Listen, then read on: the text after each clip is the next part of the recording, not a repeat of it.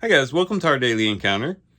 Today we read about the first Christian martyr, that is Stephen, the first person to be killed for the Christian faith. And he was being falsely accused of saying certain things. They were taking his words out of context and out of proportion, and they were basically casting accusations against him and slandering him, and they take him to the Sanhedrin to be convicted. And while he's sitting there with the Sanhedrin, we're told that his face, or they saw his face like the face of an angel. They saw his face like the face of an angel. In all likelihood, it wasn't literally glowing like an angel, or somehow it had misshapen to look like an angel. But figuratively, when they looked at it, at his face was like an angel. His disposition, his mannerisms, the way that he was carrying himself was like an angel. Very similar to what Jacob said when he saw his brother Esau.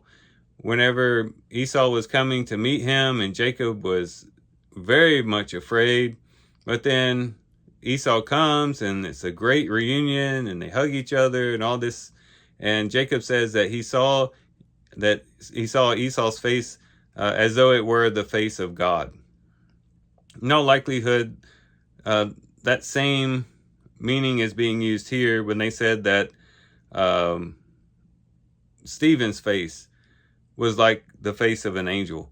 He was able to be beaming and to be in good spirits and to have a good disposition, even in the midst of being slandered, of being ridiculed, of being falsely accused, all these different things.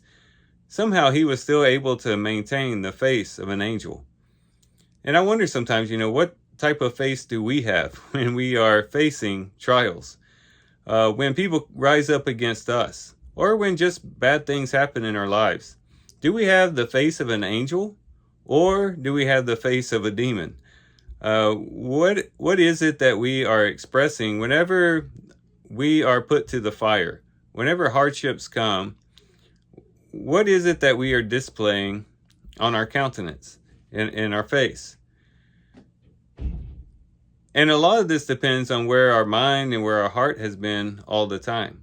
If we wait till a hardship comes and then we try to put on a happy face, in all likelihood, it's just going to show up as a grimace.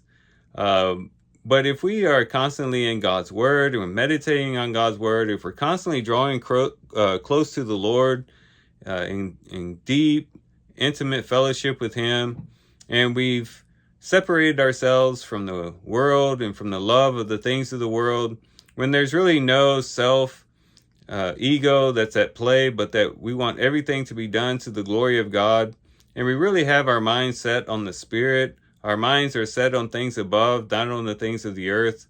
When we have our mind and our heart in the proper place, only then can we really have a face like an angel, even in the midst of deep adversity. And it ought to be that we do have this type of face, because this type of face is a great testimony for what Christ has done in our lives.